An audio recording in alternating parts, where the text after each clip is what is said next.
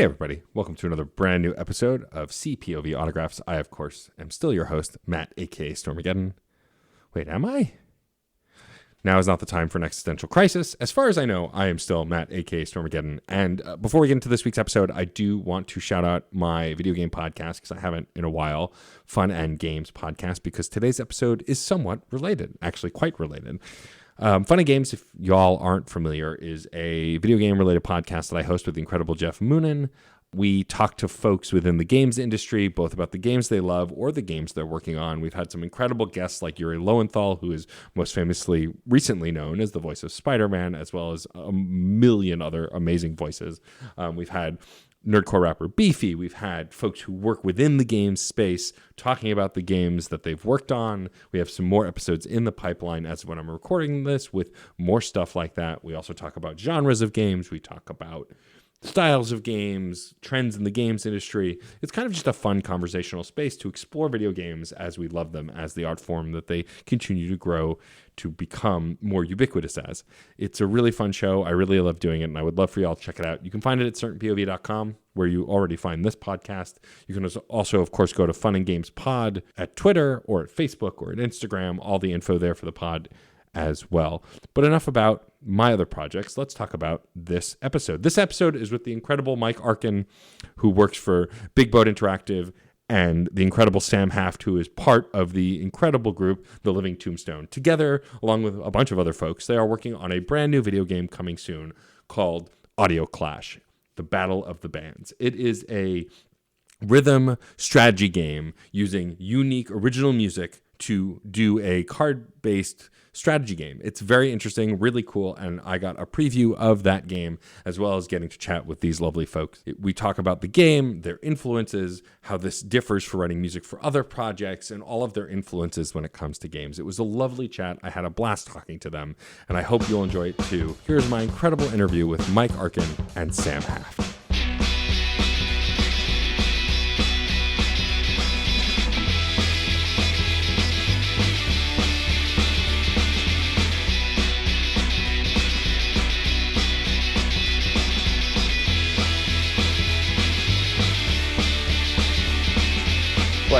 But yeah, no, I'm really excited to have you both here. I'm very excited about Audio Clash. I'm a longtime fan of The Living Tombstone. I'm a longtime fan of you, Sam, in particular as well. I've been following your work since the Sam and Bill days. And, Shucks. I know about The Creek in the Cave, co-host we go way back. Yeah. We go way back. So my good friend Rachel Corky Shank is a co-host on my podcast, Screen Snark. Of course. And so I discovered you and Bill through her. And it's funny too, because when Josh mentioned that I was going to chat with both of you, I was like, Sam Haft, why do I know that name? Yeah. Where is that from? And so, as I have recently discovered, there are a handful of Sam Hafts strewn across this country. I could have been a different one.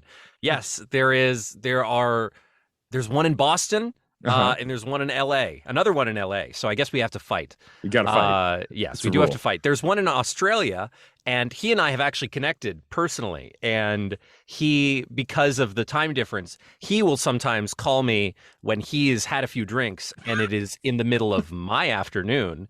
And he'll be like, "Oh, Sam, we're the same. You should come into my house. We should switch lives." And it's I love that. Very fascinating that I feel like we were both born in March. Our IMDb profiles constantly merged with each other because he is also a performer. Amazing. He was in the Peter Rabbit movies. Wow.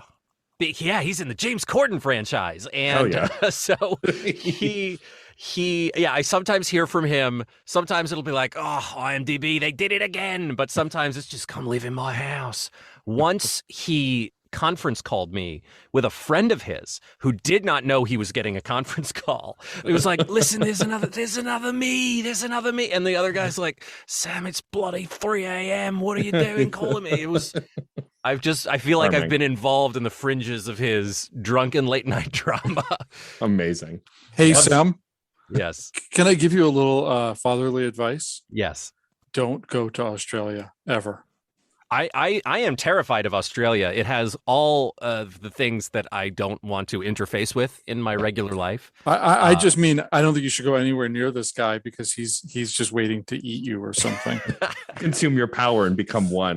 Yeah, no, I feel like he's like the negative version of me, where I'm gonna show up and he's gonna look exactly like me, but like completely dark gray with glowing red eyes. Like he's just gonna like be Nega like Scott from exactly. Scott Pilgrim. Exactly. Yeah, he's gonna be like the shadow mini boss version of myself.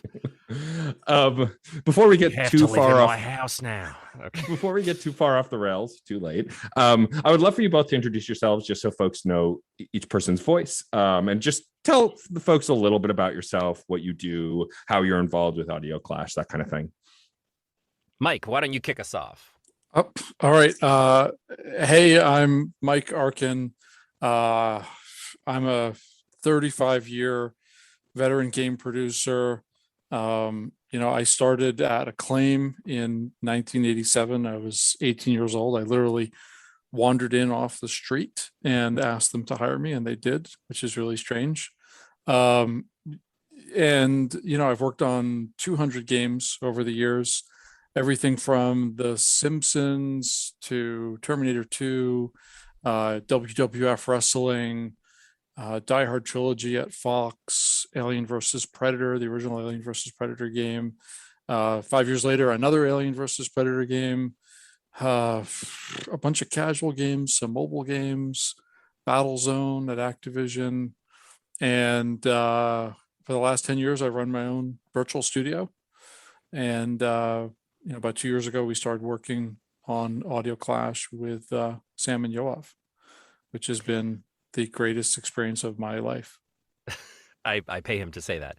I am Sam Haft. I am one half of the Living Tombstone. One half of the Living Tombstone. I joined the band about 4 or 5 years ago. At the beginning of our long national nightmare that we still live in. And now I am part of the process. It's been, first of all, just like really cool for me, jumping in about, halfway through the lifespan of the Living Tombstone, because there were a good 5-ish years before me, and getting to know Yoav first as a friend and then as a coworker, and that's been kind of amazing. My roots initially, as Matt knows, are in the New York kind of cabaret scene, where I used to, write and perform comedy. Now I am no longer in New York, but I'd like to think I'm still occasionally entertaining. So Matt and I actually have a ton of friends in common, which I realized the moment we crossed paths on social media earlier today. I was like, hold on a second, why do you know everybody I know? Yeah. Anyone who knows really Abe Goldfarb, as far as I'm concerned, is a good person. Like in the Abe Goldfarb extended universe, in which we are both fringe members. We are both fringe members. Happy to be. Yes. I thrilled to do this show. Thrilled to connect with you, Matt, given our intersection of worlds. I met Mike, as Mike said, about 2 years ago. We had just, we had been approached, the Living Tombstone had been approached to, hey, what's your idea for doing a game? And we thought, okay, yeah, like how are we going to do a game? How are we going to pull this off? We've made so much content that's about games. So why don't we put together, a project of our own in that space? And we knew it had to be musical. But the one thing we wanted to avoid was a rhythm game, because it seemed like the most obvious choice of, if you're going to do something related in music, it'll just be some form of DDR or Guitar Hero, and that'll be that. So our goal was to really try to do something a little out of the box. And so we came up with this idea for this Battle of the Bands game that I like to describe as an intersection of Scott Pilgrim and Pokemon. And we went from there. We sat down, we got introduced to Mike, who was friends with a neighbor of a neighbor of Yoav's dad. Like it was just this weird tangential meeting. And I sit down with Mike and one of his game production partners, Gary, at a coffee shop with Yoav, and like 3.5 hours had passed, and we were just kind of connecting and telling each other stories about being in the music side of the world and the game business side of the world and so on. And it was, we just really got along. And after that, we called our financial partner in the game, and we were like, we got to do the game with this team. They're, most importantly, we like to work with them. Amazing. I love that. It's always interesting for me when musicians get involved with games, right? It's happened for years. Like, I mean, even in the arcades, like back in the day, Revolution X with Aerosmith. God, I love Revolution X. That is, I will make a beeline for that cabinet whenever I see it in an arcade. Like, and so music's always been involved. Rock music and music of every kind has always been involved with music. I mean, I grew up playing old school rhythm stuff to, of course, the modern rhythm games. I love Fuser. I'm a featured Fuser streamer. And so like, I'm deep into how music integrates with games. And of course, all great games have had great soundtracks, right? Like the best games of all time always have killer soundtracks as well. Absolutely. Kind of like hand in hand. And so what I'm curious about when making a game like this, and both Mike, you and Sam can answer however you want to handle it. When making a game like this, obviously the music's important, right? Living Tombstone's going to make a ton of original stuff for this, maybe throw in some stuff that already exists as bonuses. But how do you construct music around a game like this versus when you typically would, right? Because I have to imagine when composing for a regular, whatever you would consider a regular game, it's got to be a little different for this, right? Because there's expectations as a band, and there's expectations when you're not trying to be a rhythm game, but still be involved. I mean, this completely deconstructed what our normal songwriting process is, because, like we've also made music for games, right. for indie games, for I would call it an indie plus game that is coming out in September called In Sound Mine, a horror game that we worked on. And so like we have worked on the music side for games, and that is very different. That is much more like, I would say like 50% film scoring, 50% songwriting, whereas this is completely deconstructed. It's like when you're, if it's like going to like a molecular gastronomy restaurant and they're like, this is our deconstructed PB&J, and it's like a foam and like a crumbled cracker. And we had to take the foam and crumbled cracker approach where, every piece of sound that is coming out of the game is something that is coming from a band member that is on your team. And so, and that sound also needs to correspond with the move that you have picked for them to do. So the way that we've done this is by kind of a card system, because I'm a huge nerd and I love, Magic the Gathering and Yu-Gi-Oh! Oh, yeah. I play a lot of card games. The way that it works from a technological standpoint, which at the time that we pitched this to Mike and team, we had no idea if it would work, but it has, and good, because otherwise there would be no game. So the way that it works is that every song is essentially a deck, and that is a deck of moves, but those moves are also instrumental stems, and every single move is kind of a loop that can layer over any other loop, that together you are arranging from this song, which is itself the song is almost like a suite of music that goes together. It's not, it is not just a song because it is not linear. It is completely non-linear, that you can kind of Lego in any fashion, in any order. So each deck that you play, which is like playing, a constructed deck in a card video game almost, like you're not assembling your own deck from constituent cards. You're picking like constructed draft decks. And because otherwise it would be absolute audio anarchy, and our brains would melt out of our ears. But you pick these moves round by round, and each move is associated with a guitar line in that song, a bass line in that song, a drum pattern or a drum fill in that song, a vocal pattern in that song. And so there are, like 10, 12 of each of those things, so that the combinations that you can put forth round to round are always going to sound different.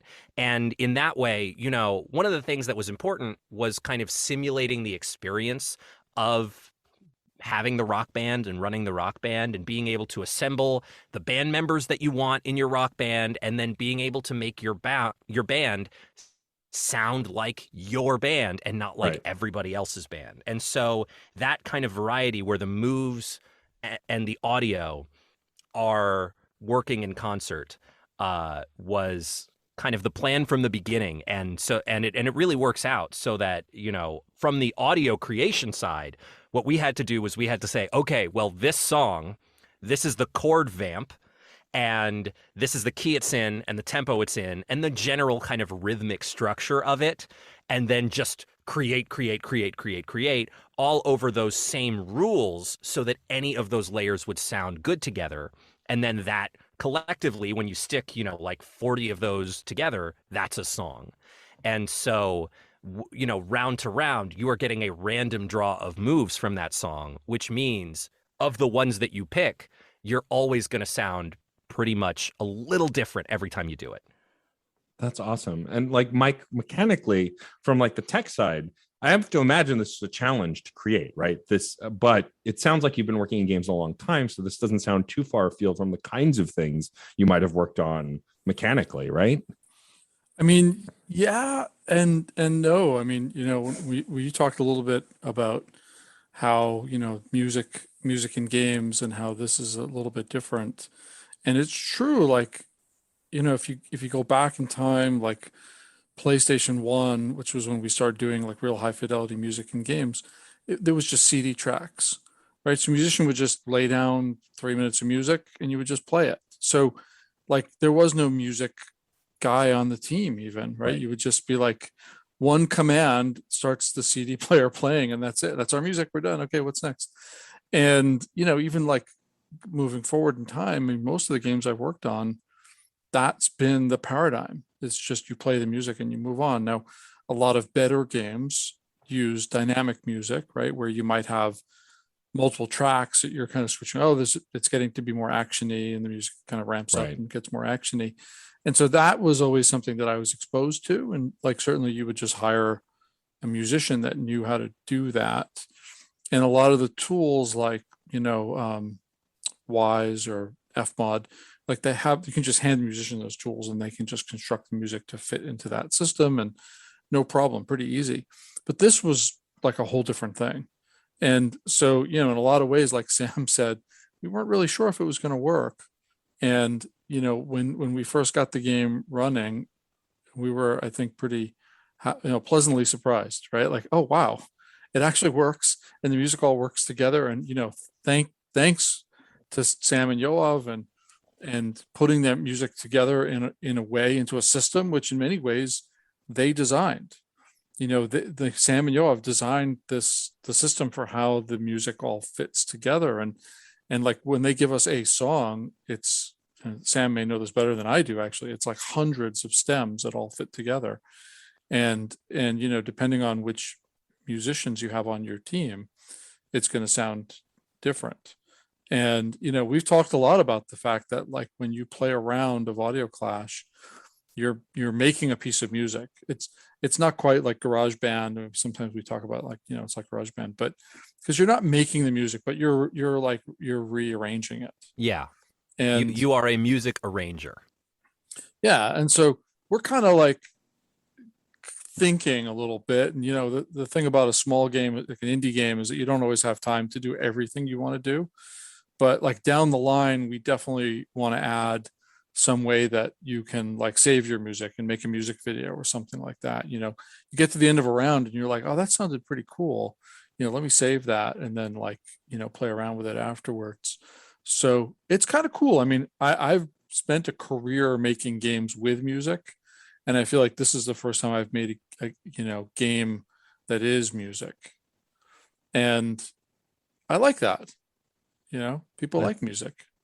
Yeah, no, that's amazing. I think that in the indie game space, especially, I think there's this pressure to be a little different, right? Like and even that isn't as true as it used to be. There are indie games that look graphically similar to AAA games, like A Plague's Tale and a few other games. And so, but I think what makes an indie game feel indie is this idea that seems to deviate from what's quote unquote the norm, whatever the hell that means in the games industry.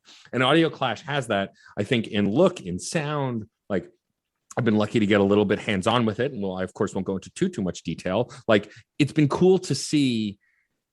Like, I look at this game and go, this is something I've never seen before. This is something I've never heard before. And I'm instantly intrigued. I'm interested in how to utilize. And as a music nerd and a DJ, like, my brain immediately went when I played around, like, oh, okay, I see what this is doing.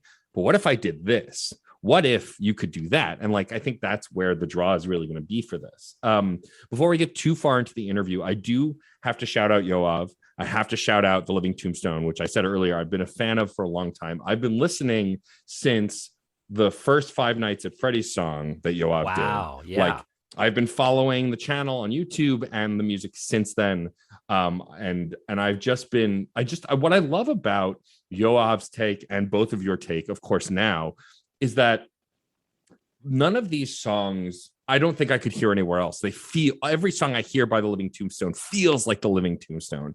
Most recently, I just listened to your Among Us track, which is great. And not only does that remind me of The Living Tombstone, because I hear certain synth sounds and stuff, and I'm like, this is a Living Tombstone song.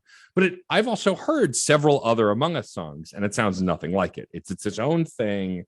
I'm curious, when you guys are writing, not just for the game, but in general, is that an active decision? Like, we have to stick to this theme to be us, or does it just kind of, is it a pleasantly, like, it just works out that way? I love being asked this stuff. It is a bit of both. It was a passive thing and has gradually become an active thing as enough time has passed that we've been able to really calcify what makes a Living Tombstone song a Living Tombstone song. And the way that I would define it, because this was one of our kind of early things going on when I was, newly a creative partner in the band, part of it was on my side as a songwriter who has worked as a songwriter I've written music for other artists.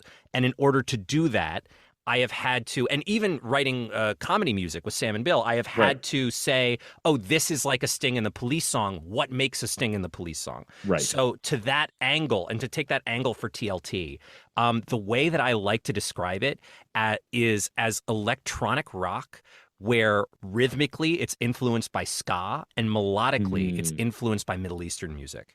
And that is the special sauce that Yoav brings to the table, because his influences are so eclectic, because he did not grow up listening to the same stuff on the radio that we all did. Sure. And that is a very big part of the magic, in my opinion, is, first of all, not a lot of people make electronic rock with the ska chords on the 2s and 4s. No one, that's a big part of the TLT, is the da da da da da on the offbeats. It is a very different approach. And especially for an act that is not like a rock band with brass, that's the kind of band that you would expect to find that stuff in. But what Yoav does is tends to use kind of sharper synths or guitars, now that we're playing a little more with the kind of rock and roll toolkit lately. And so we use the guitar really almost exclusively as a rhythm instrument, and the bass is where the melody comes in. And that's a little more of an EDM influence there. And so, there are a lot of different pieces that come from a lot of different places influence-wise, and also Yoav loves, it's not, I would call it prog adjacent rock music, stuff like System of a Down. Sure. That is, it is eclectic rock. That is sometimes a little bit more formless and a little bit less rigidly A, B, C, B structured song-wise, of like, you got to have the verse and then your pre-chorus and then your chorus and then, that kind of thing.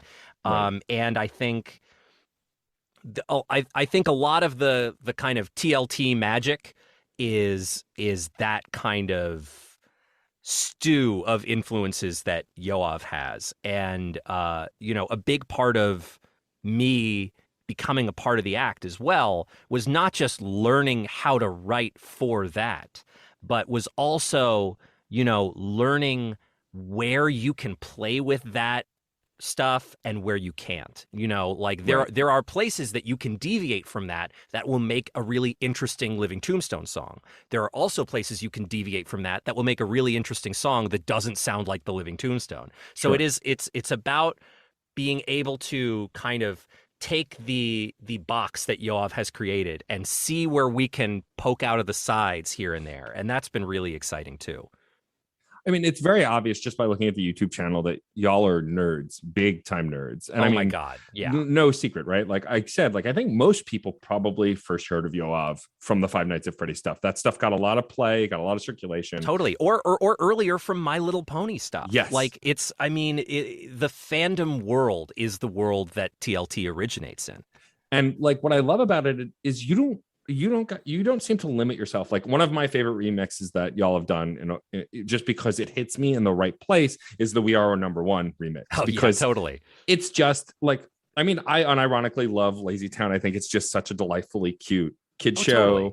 And like, rest in peace, that actor who like made this character so iconic. And then this, the song took off on its own shortly around, I think right before he passed. But then like the remixes that have come out since, and like, of course, the one that you guys do is going to be so bonkers and off the wall and like out of order and arranged in a way that just makes it funkier and that's all, I think, just how y'all perceive pop culture. And I think that's key to at least from my perspective, the music that you're making, that it's not just the kind of music, but it's the kind of pop culture you're pulling from. Totally. And it's, we make music not as outsiders, but as insiders to niche stuff. So, Right. There are a lot of tracks that we have that are from things that are just kind of memes that we were collectively appreciating as a consumer of memes and not as like a corporate, the kids enjoy this meme, I must put LOL face on everything, where it's part of that wave of like, no, we're on the internet too appreciating this. There was the Dog of Wisdom remix, which is one of my favorite remixes of Yoav's.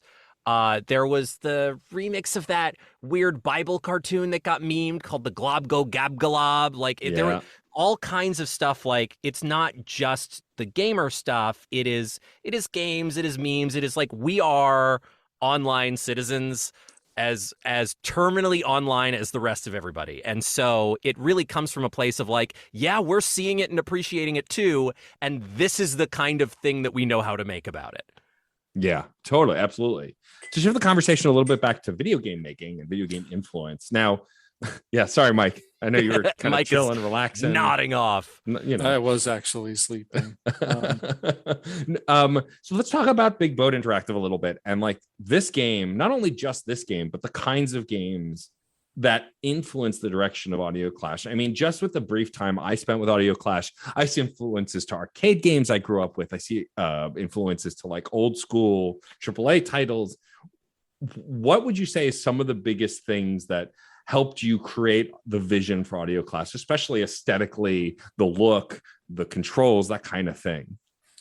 I think that ultimately when we started, we really wanted to find a way to combine Doom with World of Warcraft. And I don't think we hit that mark at all. So we're kind of sad about that. But no, I mean, in all seriousness, when this project was first not even pitched us, when it was just suggested, hey, can you go meet these guys? Right. The message I got was, these guys want to make a auto chess game? Can you make an auto chess game?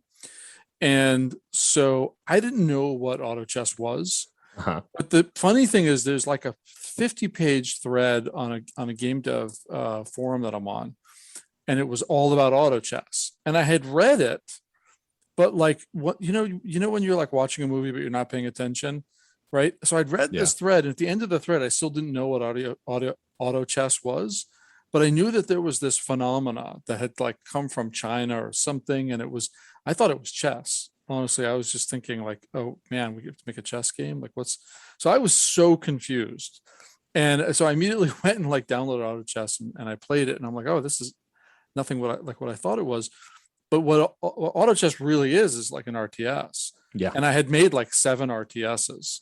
So, suddenly I was like, okay, I actually understand a bunch of this, like at its deep fundamental level. And there's a designer that I've worked with for about 15 years, a guy named Rich, who's just a really smart guy. And I called Rich and I said, do you know anything about this auto chess thing? And Rich, he pisses me off so much. Rich is like, he's so good at games. When Rich worked with me at Crave, we worked on Tony Hawk, and Rich was this guy that could like with one hand could like do like a 1,000,000-point trick in Tony Hawk, right? And I mean, it was insane. He was so good. And Rich, when we worked together at Mumbo Jumbo, we worked on this game called Luxor, and Rich would at night go online and play for money, and just would just make $100 a night.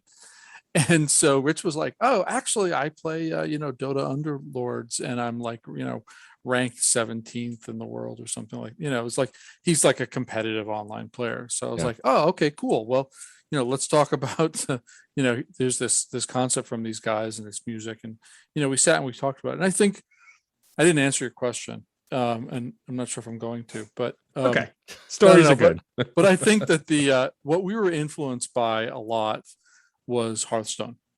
Sure, and I can see that. I had played Hearthstone Battlegrounds, and because I don't have enough time to like collect the right cards or put the right decks together, I love the idea of Hearthstone, but I could never get good at it because I could never, like some people intrinsically understand like which cards are good with which cards. Yeah. Rich. So of course he's like, awesome at all those kinds of games because he knows which cards go with which cards and stuff. But Battlegrounds is like a different thing where you don't have to put the deck together. So I that's something I had played.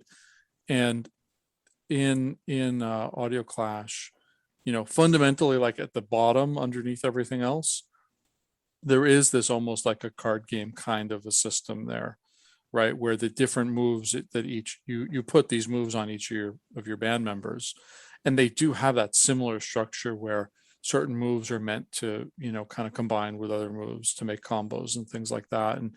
And then there's certain decks. When you pick a song is a deck, I should say songs. There's certain songs that you would play, and each song is designed around like an idea of a strategy, right? Like you can use this song to build up your combo faster. This song is more defensive. And so even though it's not a card game and you have these cool characters playing music, I think Hearthstone was really like a big influence for us. And then I think that I've got the brain of like someone who wants to collect things. And I have like maybe only one of those little Funko things because I have to be really careful. If I buy like more than 3, then the OCD will kick in and I'll have to have every single one of them. And so the idea of having all these different band members, which are like these cool collectible characters, is something that I've really liked, and something that I've really pushed the team, right? Like, how can we have more characters? How can we build some like cool exclusivity? What about like, can we do things that are fun? But we're also trying to constantly balance, like, I want the musicians all to be real musicians. I want people to say, like, that one's me. Yeah. Or I really love, The Cure, so I want a character that looks like the guy from The Cure on my team.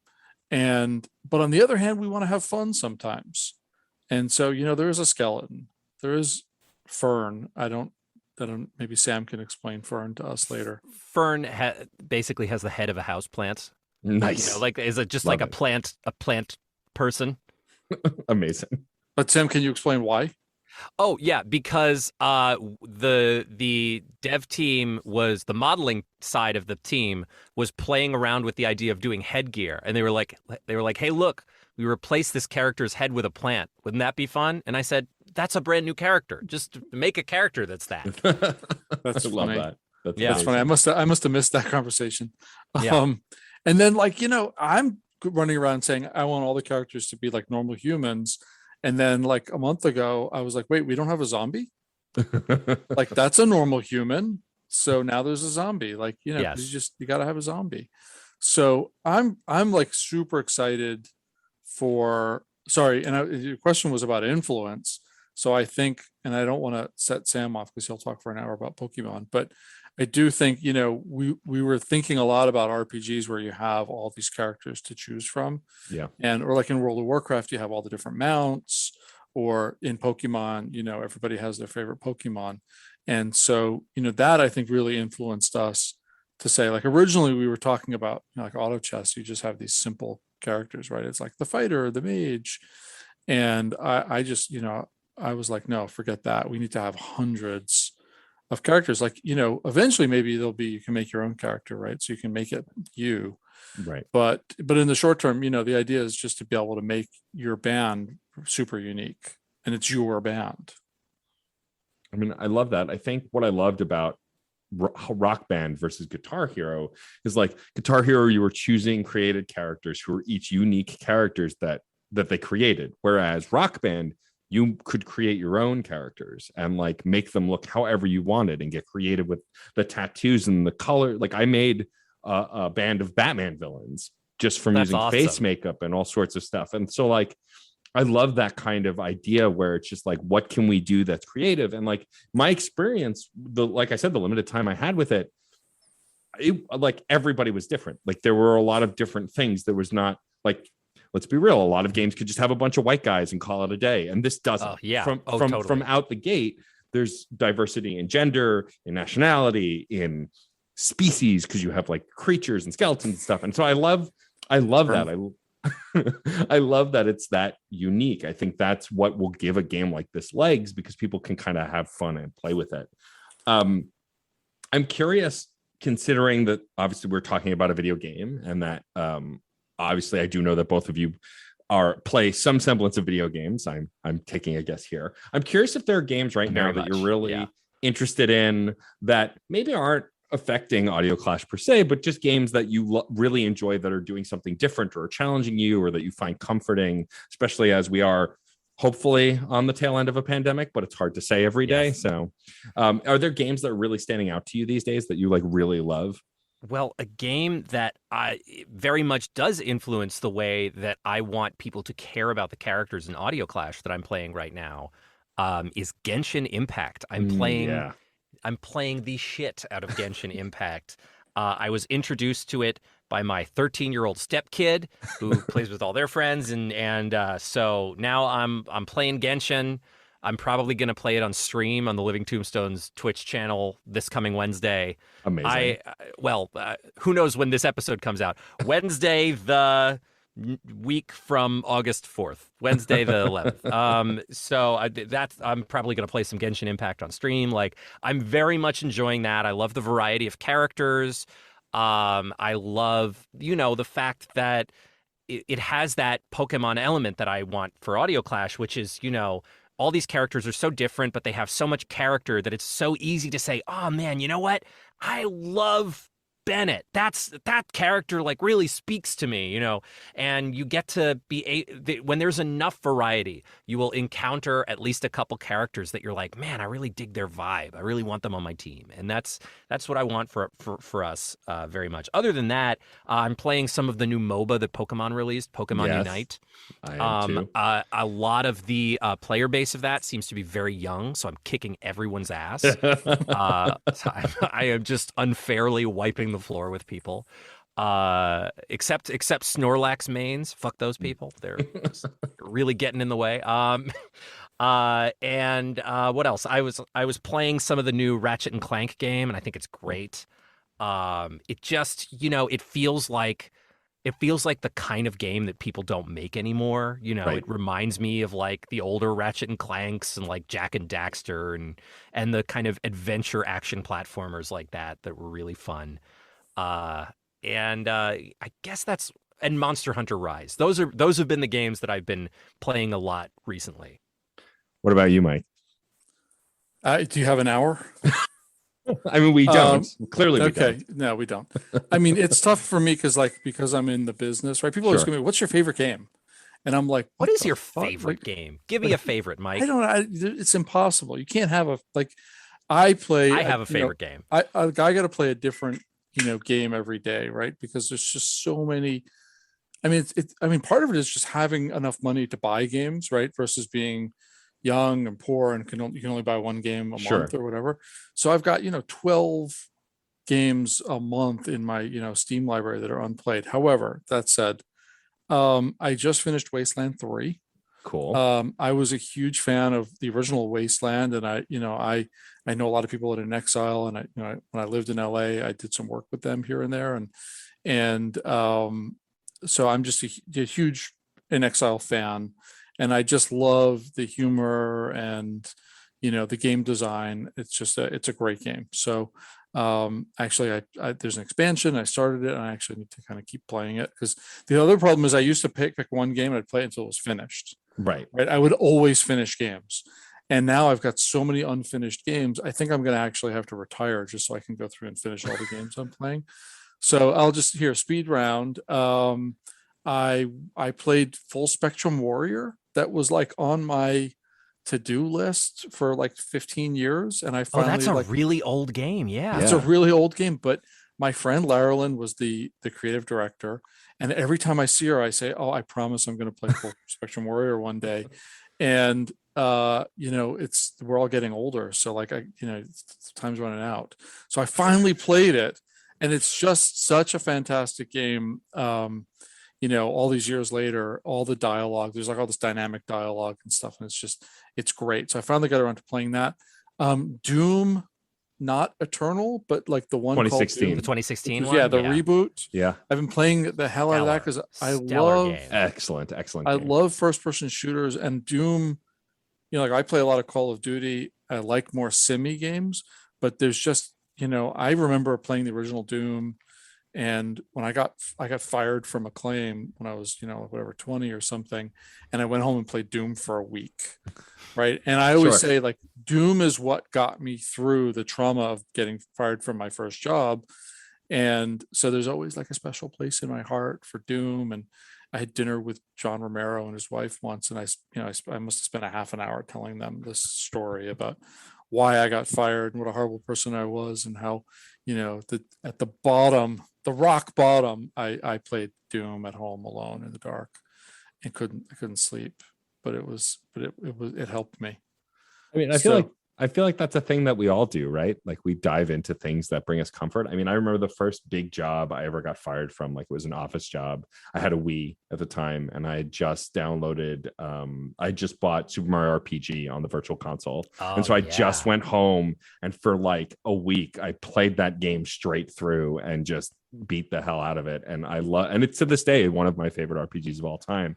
I think we bond hard to these experiences because they mean something to us. They're not just toys. They absolutely can just be toys, but they're not always. Sometimes they are lived in deep experiences. And like you can have that experience from Tetris to Mass Effect to Chrono Trigger. It doesn't matter the kind of game. I think it's what we bond to it based on experience. Totally. I was actually having a conversation with a friend on Twitter recently about how it was about that thread that people were posting in, like, your favorite game when you were 13. Mm-hmm. And people were talking about, I played this 6 times, that kind of thing.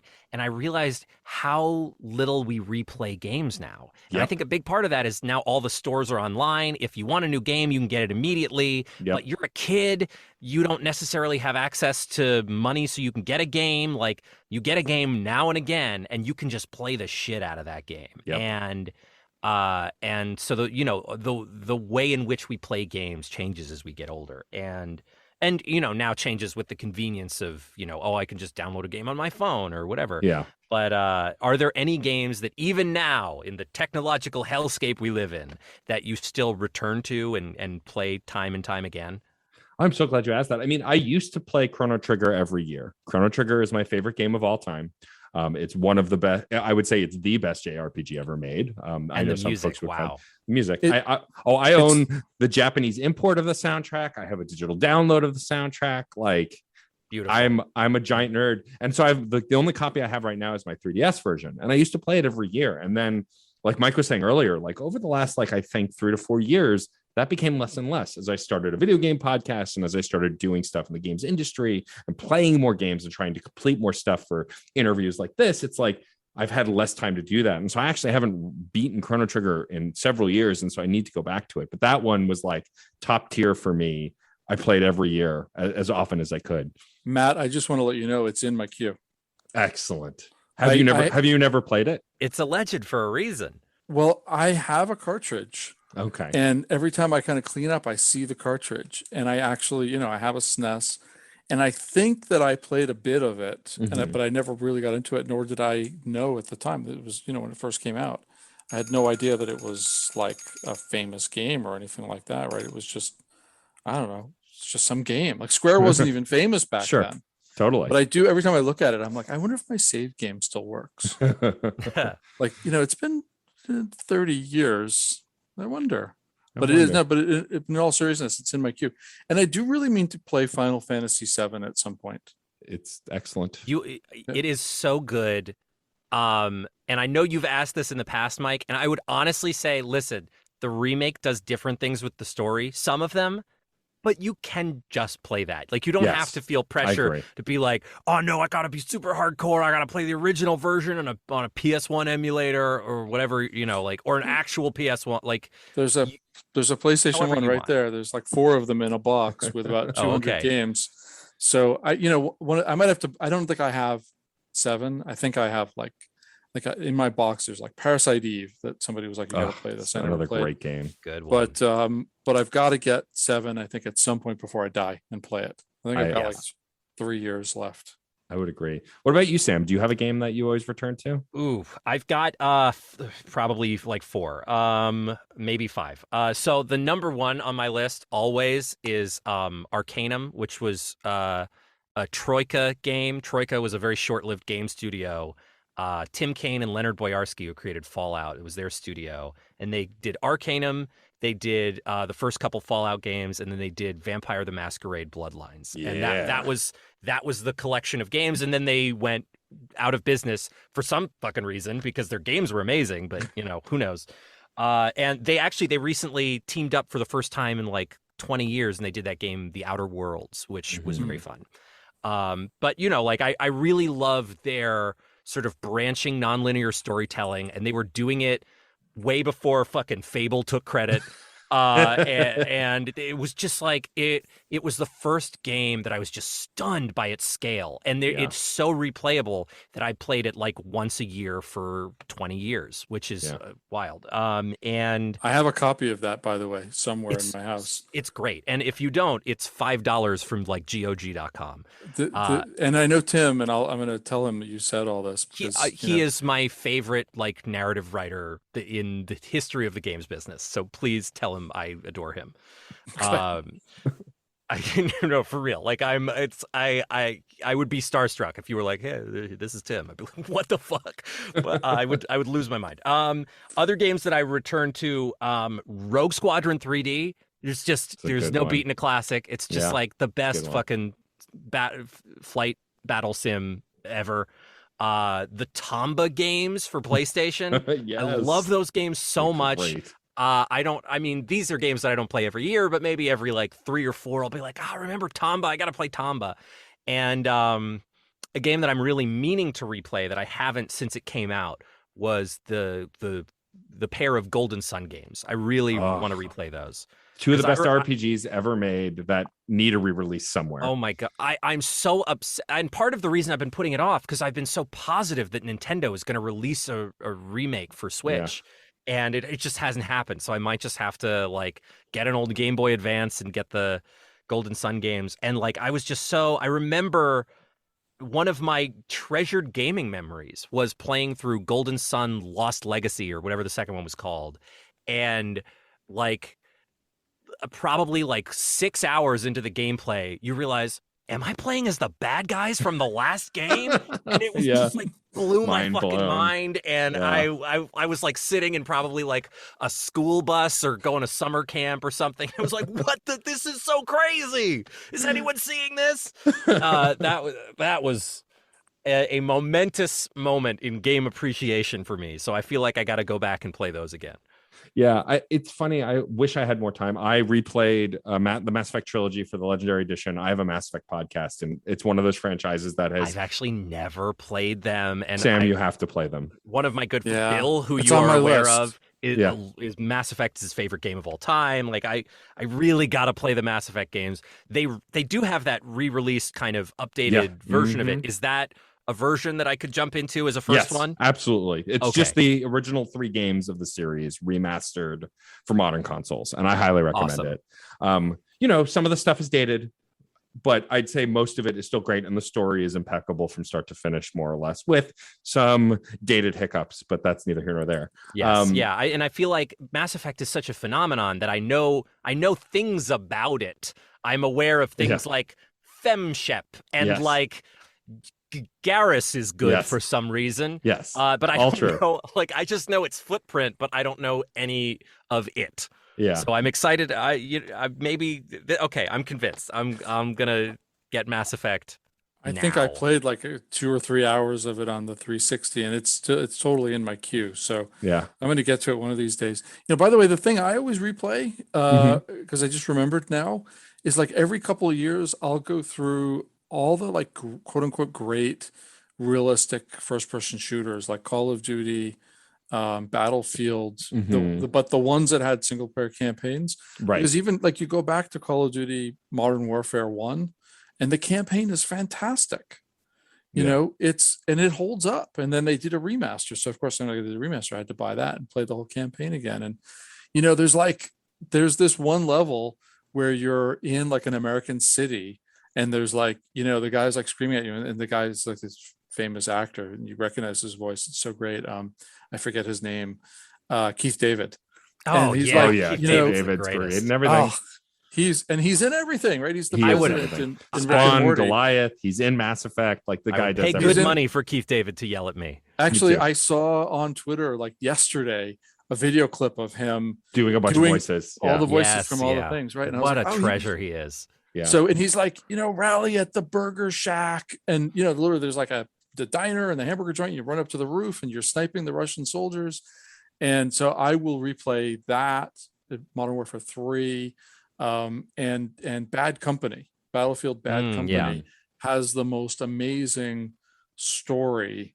And it's like watching your favorite movie every couple of years. Totally. I can go back and play those things over and over again. Yeah, I remember we have a serious problem in America. I got to tell you right now, there are just too many good games. And it's that is crazy. One of America's serious problems. Right, it is. Exactly. It's the biggest problem we have. Like forget all this other global warming stuff. We just need to stop making so many games. Yeah, exactly. Let's just so we can catch up. We got to catch up for a while. Yeah. Gentlemen, thank you so much for taking the time. I want to wrap us up. I want to make sure that we are respectful of the time that you guys need. And I know that you have a hard out. But before we close, I have a favor to ask. We have a saying on this show. Before we wrap up the show, I know that Audio Clash doesn't currently have a release date, of course. You are working diligently on it, and it'll come out when it's ready. But what can you tell folks in a brief statement about Audio Clash and where they can find information about it? Yes. So you could go to audioclashgame.com, which also has a link to it on the Steam store. You can also just look it up on the Steam store and wishlist it. We are in a pre-beta testing phase right now. So a lot of the wish listees have also been let into that closed pre-beta. And we're excited to get to our kind of early access launch, which is planned to be this month. Where people will be able to, anyone will be able to kind of play the beta content. And, part of the reason that this is important to us as, speaking for the Living Tombstone, as like we are gamers and game appreciators is, and I love this trend of opening up these early access games is because that feedback becomes so central to like a really great game experience on the 1.0. And it is, I would so much rather feel invested in the development of a game than the 1.0 come out and be like, there's this bug they didn't catch. And it's just it's so cool to feel involved in that level, and that was something that we wanted for this. And so we're really excited to get as many people into the early access as possible, so that you guys can have notes for us and we can have a better game that more people will like. I love that. And where can folks find y'all on the internet if they wanted to? You could just Google The Living Tombstone and find us. We don't actually have a website. You can go to our YouTube channel, The Living Tombstone. You can find us on Spotify. We have a Twitch channel where we stream video games every Wednesday. And we are going to start streaming music creation on Friday afternoons, which is exciting. That's, check us out, check out Audio Clash, and we love you. Amazing. Well, again, gentlemen, thank you so much for being generous with your time and being here. The last thing I'll ask you to do is, you have a saying on this podcast, and it's music is life and life is good. It's this idea that if you're making stuff, even when life isn't at its best, you can get through by engaging in the art that you love. So for multiple guests, I always split it up. If Mike, you could say music is life, and then Sam, you could say, and life is good, we will close out the show with that. Music is life. And life is good. That's it for this episode of CPOV Autographs. Our theme music is by Michael Kill. Our logo was designed by Case Aiken and Joey Mons. If you liked the show, please rate and review wherever you get your podcasts. It's a great way to help us reach more listeners. Questions, comments, or guest recommendations? Email mr.nat.storm@gmail.com or hit us up on Twitter at CPOV Autographs. Thank you so much for listening.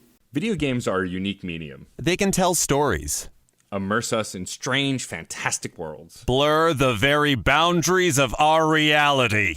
But at the end of the day, video games are fun, whatever fun is to you. I'm Jeff Moonen. And I am Matt, a.k.a. Stormageddon. And on Fun and Games, we talk about the history, trends, and community of video games. It's a celebration of all the games we play and all the fun we find within them. And there's so many more games out there, so we hope you'll share in that conversation with us. Fun and Games podcast with Matt and Jeff. Find us on certainpov.com or wherever you get your podcasts. And happy gaming. CPOV. CertainPOV.com.